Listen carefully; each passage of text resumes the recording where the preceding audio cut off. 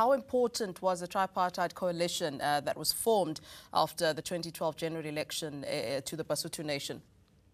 Well, I think it was important in two ways. Beyond the coalition itself, that was the first peaceful transfer of power from one elected leader to another. Second, I think it was important because it reflected the voters' aspiration to change government, even though the mandate that was then delivered wasn't quite an absolute mandate that would then allow a stable coalition to be formed.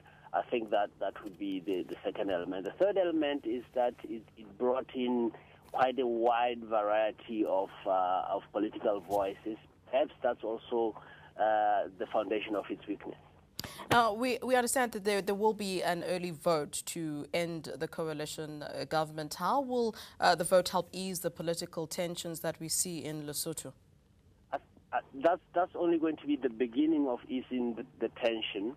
I think the differences among the coalition partners are pretty deep, and also now this has spilled in onto the public service, the military, etc. So we need a program, or we need a series of engagements that would be more long-term in terms of really re-establishing peace and democracy in the country.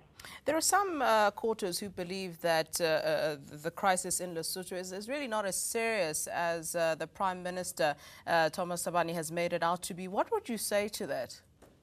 It's not as bad as the Prime Minister has made it out to be. Yeah. I think there's a grain of truth in that, but then one being on the ground, you can feel that the kind of calm that you have is really an uneasy calm, and you need to then take measures to make sure that does not grow to a level where it just needs a small little spark to erupt into violence.